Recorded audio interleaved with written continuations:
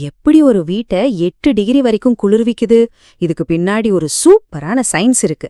கேட்டா அசந்து போயிடுவீங்க. இந்த ப்ராசஸ்க்கு பேரு ஆவியுயிர்ப்பு. சிம்பிளா சொல்லணும்னா செடிங்க வேர்க்கும். நமக்கு வேர்க்கும்போது நம்ம உடம்பு ஜில்லுன்னு ஆகுது இல்லையா? அதே மாதிரிதான் செடிகள் அதோட இலைகள் வழியா நீராவிய வெளியிடும்போது சுத்தி இருக்கிற காத்துல இருக்கிற வெப்பத்தை உறிஞ்சுக்குது.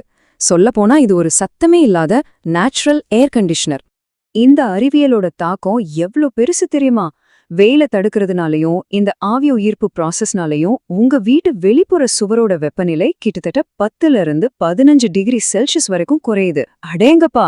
அதாவது சுட்டெரிக்கிற மத்தியானத்துல உங்க பக்கத்து வீட்டு செவரு 50 டிகிரில கொதிச்சிட்டு இருக்கும்போது உங்க வீட்டு செவர் 35 டிகிரில இருக்கும். இது எவ்ளோ பெரிய வித்தியாசம்!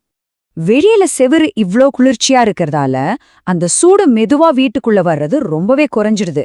இதோட நேரடி விளைவு என்னன்னா உங்க ரூம் டெம்பரேச்சர் 8 டிகிரி செல்சியஸ் வரைக்கும் குறையுது.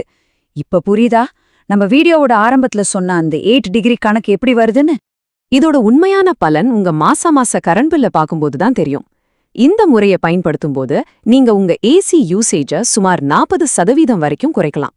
இது உங்க பணத்தை மிச்சப்படுத்துறது மட்டும் இல்ல, நம்ம பவர் கிரிட் மேல இருக்கிற சுமையையும் குறைச்சு சுற்றுச்சூழலுக்கும் பெரிய நன்மை செய்யுது. இந்த டெக்னாலஜி ஒரு தனி வீட்டுக்கு மட்டும் இல்லங்க, ஒரு முழு நகரத்தையே மாத்துற சக்தி இதுக்கு இருக்கு. ஆனா இத செய்யறதுக்கு முன்னாடி ஒரு ரொம்ப ரொம்ப முக்கியமான பாதுகாப்பு விதியை நீங்க கவனிக்கணும்.